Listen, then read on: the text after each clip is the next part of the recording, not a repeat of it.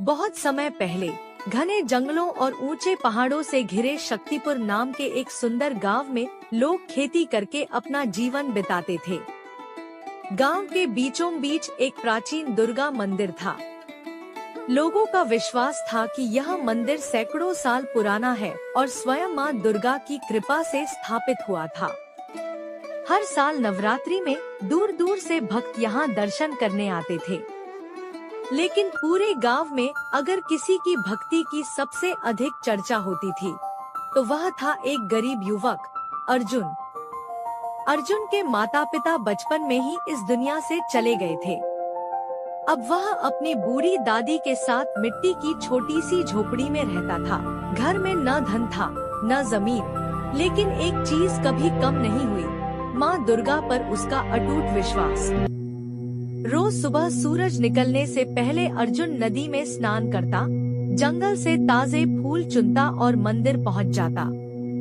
वह हाथ जोड़कर कहता, हे जगदम्बा, मेरे पास आपको चढ़ाने के लिए सोना चांदी नहीं है।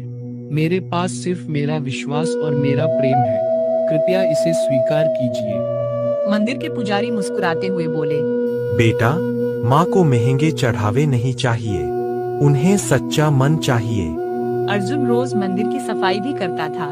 कोई देखे या न देखे, वह पूरे मन से सेवा करता। उसी गांव में महेंद्र सिंह नाम का एक बहुत अमीर जमींदार रहता था। उसके पास बड़ी हवेली, दर्जनों नौकर और बहुत सारा धन था। लेकिन उसे अपनी दौलत पर इतना घमंड था कि वह गरीबों को इंसान ही नहीं समझता था। एक दिन वह मंदिर पहुंचा। उसके नौकर सोने की थाली, चांदी का मुकुट और महंगे फल लेकर आए। महेंद्र ने ऊंची आवाज में कहा, देखो, ऐसा चढ़ावा पूरे जिले में कोई नहीं चढ़ा सकता। माँ दुर्गा भी आज जरूर प्रसन्न होंगी। तभी उसकी नजर अर्जुन पर पड़ी, जो केवल फूलों की माला लेकर आया था। महेंद्र हंस पड़ा। अरे अर्जुन, इन 2 फूलों से माँ खुश हो जाएंगी। माँ फूल नहीं, भक्त का दिल देखती है। महेंद्र जोर जोर से हंसने लगा। गरीब लोग ऐसी बातें करके खुद को दिलासा देते हैं। मंदिर में खड़े सभी लोग चुप थे।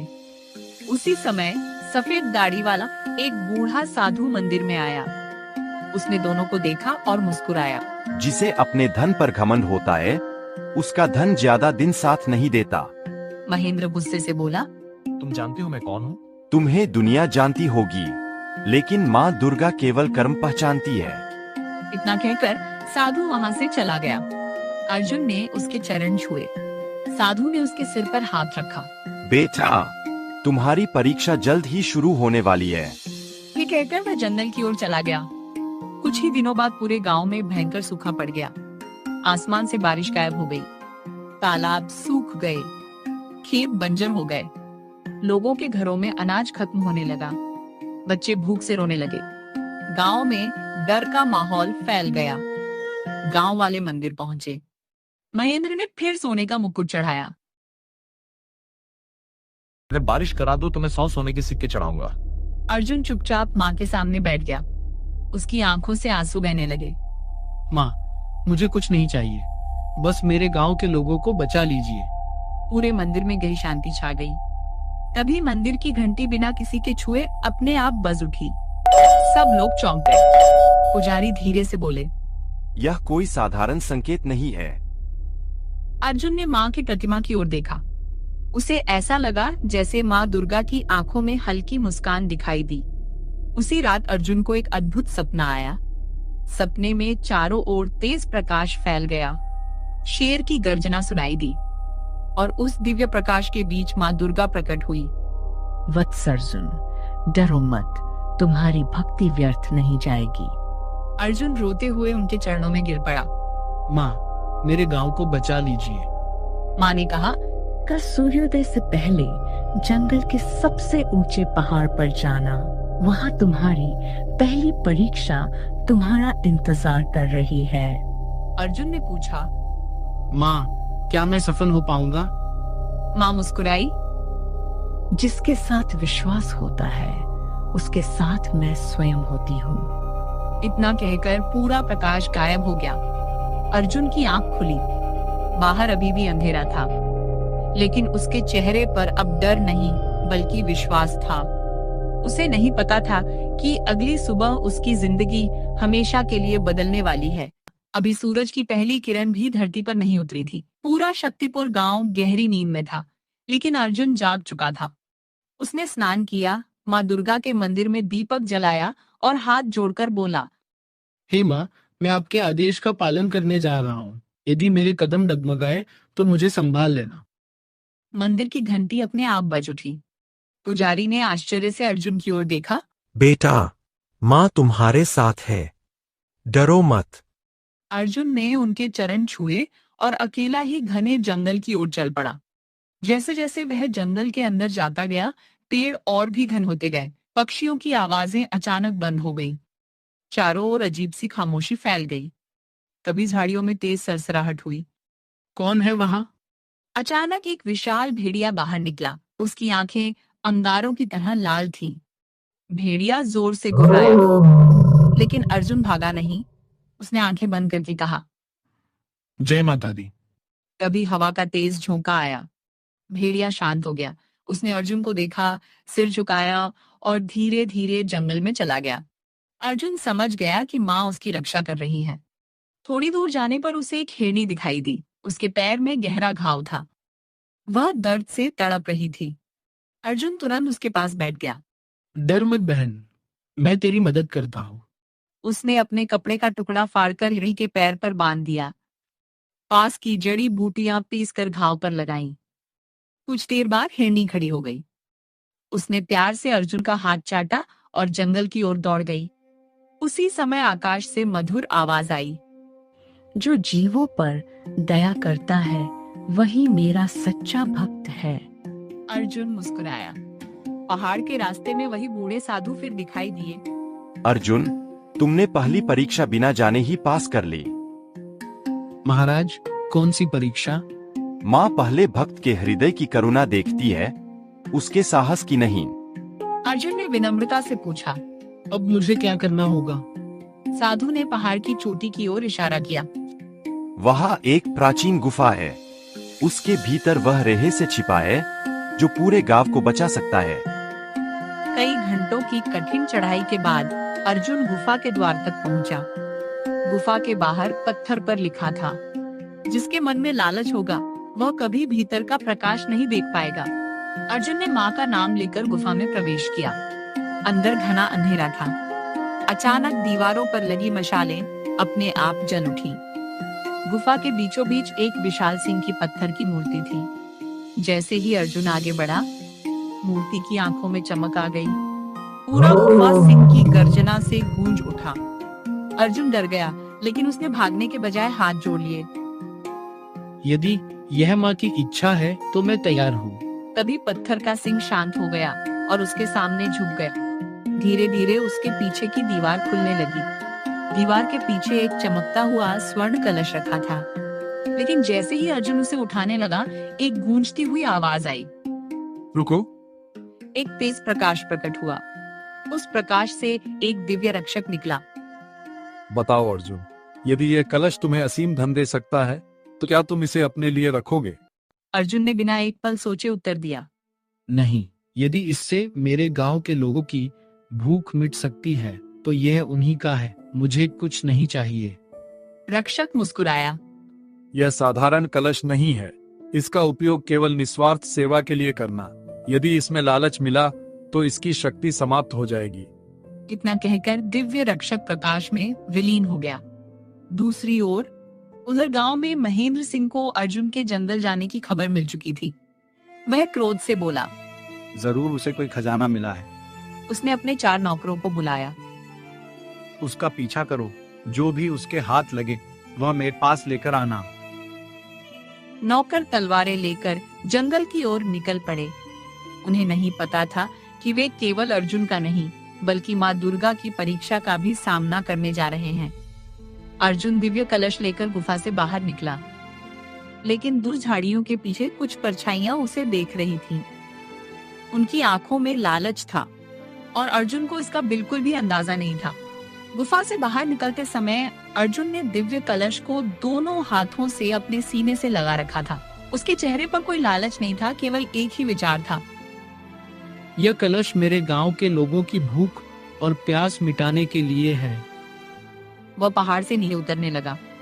उसे पता नहीं था कि महेंद्र सिंह के 2 नौकर दूर झाड़ियों में छिपकर उसका पीछा कर रहे थे। उनके हाथों में तलवारें और लाठियां थीं। उनका सरदार धीरे से बोला, जैसे ही वह नीचे पहुंचेगा कलश छीन लेना, जमींदार हमें सोने की अशर्फिया दे। सभी ने सिर हिलाया। अर्जुन एक संकरे रास्ते से गुजर रहा था कि अचानक चारों तरफ से नौकर उसके सामने आ गए। रुक जाओ अर्जुन।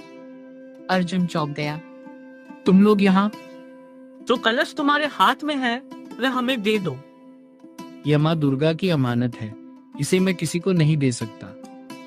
सरदार गुस्से में चिल्लाया। तो फिर इसे छीन लो। दोनों नौकर अर्जुन की ओर दौड़े। अर्जुन ने भागने के बजाय आंखें बंद कर लीं। जय माता दी। हे माँ, मेरी रक्षा नहीं परंतु इस कलश की रक्षा करना माँ। तभी अचानक पूरा जंगल कांप उठा। गर ऐसी भयानक सिंह की दहाड़ गूंजी कि पेड़ों से पक्षी उड़ गए। धरती हिलने लगी। नौकर डरकर इधर उधर देखने लगे। अचानक घने जंगल से एक विशाल सुनहरा सिंह बाहर निकला। उसकी आंखें सूर्य की तरह चमक रही थी।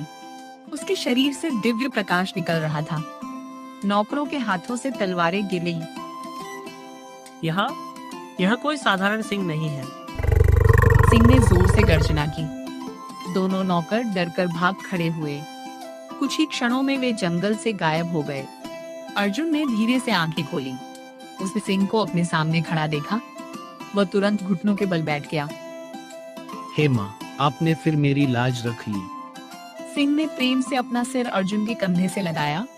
फिर वह प्रकाश की किरण बनकर आकाश में विलीन हो गया। अर्जुन शाम तक शक्तिपुर पहुंच गया। गांव वाले उसे देखकर खुश हो गए। अर्जुन लौट आया।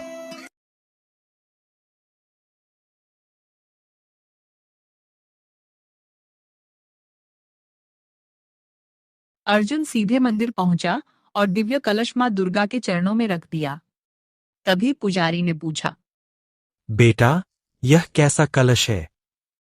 अर्जुन ने पूरी घटना सबको बता दी। गांव वाले आश्चर्य से सुनते रहे। मां दुर्गा की आरती के बाद पुजारी ने श्रद्धा से कलश में झांका। कलश खाली दिखाई दे रहा था। महेंद्र सिंह भी वहीं खड़ा था। वह हंसने लगा। इतनी मेहनत करके खाली बर्तन उठा लाया। अर्जुन मुस्कुराया और बोला, मुझे माँ पर विश्वास है। उसने दोनों हाथ जोड़कर प्रार्थना की। हे जगदम्बा, यदि यह आपकी इच्छा है तो इस गांव का कोई भी बच्चा भूखा न सोए। जैसे ही उसने प्रार्थना पूरी की, कलश से सुनहरी रोशनी निकलने लगी। धीरे धीरे उसमें गर्म गर्म भोजन प्रकट होने लगा। चावल, दाल, रोटियां, फल और दूध से कलश भर गया। पूरा मंदिर सुगंध से महक उठा। गांव वाले खुशी से रो पड़े। माँ ने हमारी सुन ली। लेकिन महेंद्र सिंह की आंखों में भक्ति नहीं, लालच था। वह मन ही मन बोला, यदि यह कलश मेरे पास आ जाए तो मैं पूरे राज्य का सबसे अमीर आदमी बन जाऊंगा। उस रात महेंद्र सिंह ने अपने आदमी कालिया को दिव्य कलश चुराने के लिए मंदिर भेजा। आधी रात का समय था। चारों ओर गहरा सन्नाटा था। केवल मंदिर में जल रहा एक दीपक टिमटिमा रहा था। कालिया धीरे धीरे मंदिर के अंदर पहुंचा। उसने चारों ओर देखा। कोई दिखाई नहीं दे रहा था। वह मुस्कुराया और बोला, अब यह कलश मेरा और फिर महेंद्र सिंह का होगा। जैसे ही उसने कलश को हाथ लगाया, अचानक मंदिर की सभी घंटियां अपने आप बजने लगी। चारों ओर तेज प्रकाश फैल गया। मां दुर्गा की प्रतिमा के पीछे से दिव्य आभा प्रकट हुई। कालिया डर के मारे कांपने लगा। उसी क्षण उसे ऐसा लगा जैसे एक विशाल सिंह उसकी ओर बढ़ रहा हो। उसने घबराकर कलश छोड़ दिया और मंदिर के फर्श पर गिर पड़ा।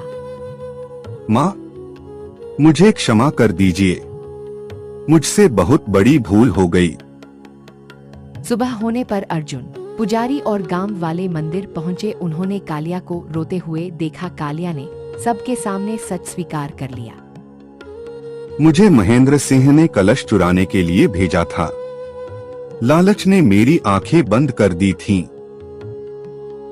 यह सुनकर पूरा गांव महेंद्र की हवेली की ओर चल पड़ा। महेंद्र शर्म से सिर झुकाकर खड़ा था। अर्जुन उसके पास गया। धन से बड़ा धर्म होता है और धर्म से बड़ी भक्ति। अभी भी समय है, बदल जाइए। महेंद्र की आंखों से आंसू बहने लगे। वह अर्जुन के चरणों में झुक गया। भाई मुझे क्षमा कर दो, मैं धन के घमंड में अंधा हो गया था। आज समझ आया कि माँ दुर्गा को सोना नहीं, सच्चा मन प्रिय है। अर्जुन ने तुरंत उसे उठाया। क्षमा मांगने वाला हमेशा छोटा नहीं होता। सच्ची पश्चाताप ही सबसे बड़ा प्रायश्चित है। महेंद्र मंदिर पहुंचा और माँ दुर्गा के चरणों में अपना मुकुट रख दिया। हे मां, आज से मेरा धन गरीबों, भूखों और असहाय लोगों की सेवा में लगेगा। उसी समय मंदिर में दिव्य सुगंध फैल गई। दीपक की लौ पहले से अधिक तेज हो गई। सभी भक्तों ने एक साथ जयकारा लगाया। आज माँ ने केवल अपने भक्त की ही नहीं, पूरे गांव की लाज रख ली। उस दिन के बाद शक्तिपुर गांव बदल गया। महेंद्र ने अपनी आधी संपत्ति गरीबों में बांट दी। कालिया ने चोरी छोड़कर ईमानदारी का रास्ता अपनाया। दिव्य कलश केवल जरूरतमंदों की सहायता के लिए उपयोग किया जाने लगा। अर्जुन पहले की तरह हर सुबह फूलों की माला लेकर माँ दुर्गा के मंदिर आता रहा। उसके मन में कभी घमंड नहीं आया। कहते हैं कि आज भी नवरात्रि की अष्टमी की रात शक्तिपुर के उस प्राचीन मंदिर में कभी कभी सिंह की धीमी गर्जना सुनाई देती है। गांव के लोग मानते हैं कि वह माँ दुर्गा का दिव्य सिंह है, जो अपने सच्चे भक्तों की रक्षा के लिए सदैव उपस्थित रहता है। सच्ची भक्ति धन, आडंबर या दिखावे से नहीं मिलती। सच्चा विश्वास, दया, सेवा और निस्वार्थ प्रेम ही ईश्वर तक पहुंचने का मार्ग है। जो भक्त सच्चे मन से माँ दुर्गा का स्मरण करता है, माँ उसकी हर कठिन समय में रक्षा करती है। सभी प्रेम से कहिए दीर्घ विराम, जय माता दी। से ही काले बादल पूरे शहर पर छाए हुए थे। ठंडी हवा के साथ लगातार बारिश हो रही थी। सड़कें पानी से भर गई थी और लोग छाते लेकर जल्दी जल्दी अपने काम पर जा रहे थे। शहर के पुराने बस स्टैंड के पास एक छोटा सा लाल रंग का मोमोज का ठेला लगा था। उस ठेले पर बड़े अक्षरों में लिखा था, राहुल चिकन मोमोज, गर्मागर्म स्वाद। राहुल लगभग 25 साल का मेहनती लड़का था। उसके पिता का कई साल पहले निधन हो चुका था। घर में उसकी बूढ़ी माँ और छोटी बहन पूजा थी। पूरे परिवार की जिम्मेदारी राहुल के कंधों पर थी। राहुल हर दिन सुबह 5 बजे उठ जाता। सबसे पहले बाजार जाकर ताजा चिकन, सब्जियां और मैदा खरीदता। घर लौटकर माँ के साथ मिलकर मोमोज तैयार करता। उसकी माँ मसाले बनाती और राहुल मोमोज की स्टफिंग तैयार करता। उसका एक ही सपना था, एक दिन अपना छोटा सा रेस्टोरेंट खोलना। लेकिन उस दिन बारिश इतनी तेज थी कि सुबह से एक भी ग्राहक नहीं आया। राहुल ने आसमान की ओर देखते हुए कहा, हे भगवान, आज भी अगर बिक्री नहीं हुई तो घर का खर्च कैसे चलेगा।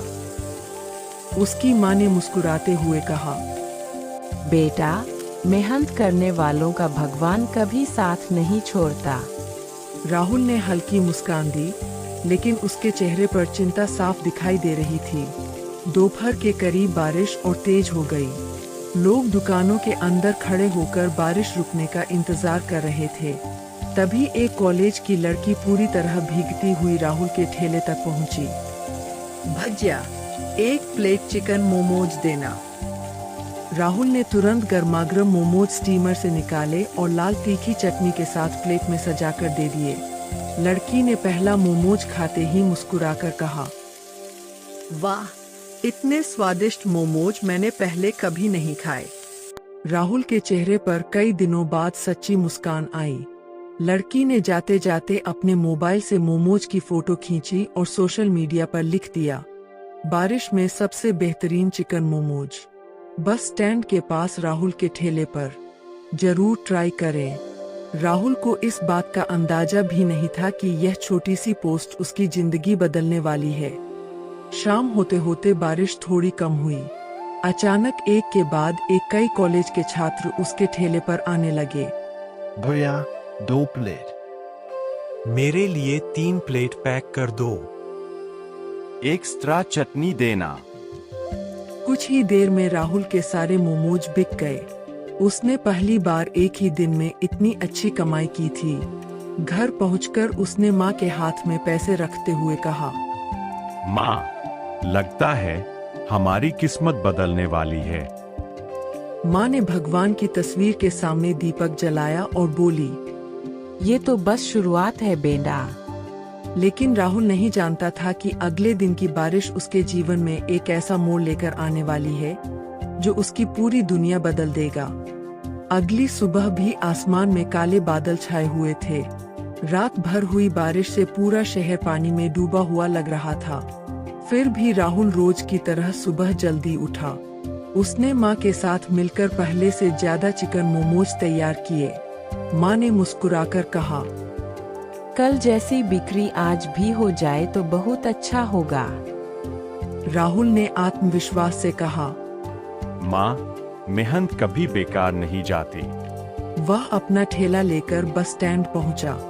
धीरे धीरे लोग आने लगे। बारिश के मौसम में गरम गरम मोमोज की खुशबू दूर तक फैल रही थी। देखते ही देखते ग्राहकों की भीड़ लग गई। शाम तक राहुल की अच्छी कमाई हो चुकी थी। तभी अचानक तेज बारिश शुरू हो गई। लोग इधर उधर भागने लगे। राहुल अपना सामान समेट ही रहा था कि उसने सड़क के किनारे एक बुजुर्ग आदमी को देखा। उनके कपड़े पूरी तरह भीग चुके थे और वे कांप रहे थे। राहुल तुरंत उनके पास गया। बाबा, आइए, यहाँ खड़े हो जाइए। बुजुर्ग ने धीमी आवाज में कहा, बेटा, बहुत भूख लगी है, लेकिन मेरे पास पैसे नहीं है। राहुल बिना कुछ सोचे एक प्लेट गर्मागर्म चिकन मोमोज और चाय ले आया। बुजुर्ग की आंखों में आंसू आ गए। उन्होंने कहा, आज के समय में भी ऐसे लोग हैं। यह देखकर खुशी हुई। खाना खाने के बाद उन्होंने राहुल को आशीर्वाद दिया और बोले, बेटा, इंसान की असली कमाई पैसा नहीं, बल्कि उसके अच्छे कर्म होते हैं। याद रखना, तुम्हारी यह दया एक दिन तुम्हें बहुत बड़ा इनाम दिलाएगी। इतना कहकर वे बारिश में धीरे धीरे आगे बढ़ गए। राहुल उन्हें जाता हुआ देखता रहा। अगले दिन जब वह ठेला लगाने पहुंचा, तो उसने देखा कि उसके ठेले के सामने पहले से भी ज्यादा भीड़ लगी हुई है। एक युवक उसके पास आया और बोला, क्या आप राहुल है? हाँ, मैं एक प्रसिद्ध फूड व्लॉगर हूँ। मैंने आपके बारे में सुना था, इसलिए आपके मोमोज चखने आया हूँ। उसने कैमरा निकाला, वीडियो बनाई और राहुल के चिकन मोमोज की खूब तारीफ की। वीडियो उसी रात इंटरनेट पर वायरल हो गई। अगली सुबह राहुल के ठेले पर इतनी भीड़ थी कि लोगों को लाइन लगानी पड़ी। कुछ लोग आधा घंटा इंतजार करके मोमोज खा रहे थे। राहुल की माँ दूर खड़ी यह सब देखकर भगवान का धन्यवाद कर रही थीं। लेकिन भीड़ देखकर सामने वाले एक बड़े फास्ट फूड वाले की आंखों में जलन भर गई। वह मन ही मन बोला, अगर यह लड़का ऐसे ही चलता रहा तो मेरे ग्राहक खत्म हो जाएंगे। इसे रोकना ही होगा। उधर राहुल अपनी मेहनत और ईमानदारी से सबको गर्मागर्म मोमोज खिलाने में लगा था। उसे जरा भी अंदाजा नहीं था कि कोई उसके खिलाफ साजिश रच रहा है। अगले दिन सुबह से ही हल्की हल्की बारिश हो रही थी। राहुल हमेशा की तरह अपने ठेले पर ताजे चिकन मोमोज, लाल मसालेदार चटनी और गरम सूप के साथ तैयार खड़ा था। उसके ठेले के सामने ग्राहकों की लंबी लाइन लगी हुई थी। लोग कहते, भावया 2 प्लेट चिकन मोमोज। राहुल मुस्कुराते हुए सबको जल्दी जल्दी मोमोज परोस रहा था। लेकिन सड़क के दूसरी ओर रॉयल फास्ट फूड कॉर्नर का मालिक विक्रम यह सब देख रहा था। पहले उसके यहाँ भी अच्छी भीड़ रहती थी, लेकिन अब ज्यादातर ग्राहक राहुल के ठेले पर जाने लगे थे। विक्रम गुस्से में बोला, एक छोटे से ठेले वाले ने मेरा बिजनेस खराब कर दिया। अब इसे सबक सिखाना पड़ेगा। उसने अपने 2 आदमियों को बुलाया। आज रात इसका ठेला खराब कर दो। किसी को पता भी नहीं चलना चाहिए। दोनों ने सिर हिलाया और रात होने का इंतजार करने लगे। रात लगभग 10 बजे राहुल अपना ठेला बंद करके घर चला गया। तेज बारिश फिर शुरू हो गई थी। इसी मौके का फायदा उठाकर विक्रम के आदमी आए। उन्होंने गैस पाइप काट दिया, स्टीमर गिरा दिया और ठेले का बोर्ड भी तोड़ दिया जिस पर लिखा था राहुल चिकन मोमोज वाला। सुबह जब राहुल वहां पहुंचा तो उसकी आंखें भर आईं। उसका सारा सामान बिखरा पड़ा था। स्टीमर टूट चुका था, गैस पाइप कट चुकी थी, बोर्ड भी जमीन पर पड़ा था। राहुल चुपचाप घुटनों के बल बैठ गया। मैंने किसी का क्या बिगाड़ा था? तभी उसके नियमित ग्राहक आने लगे।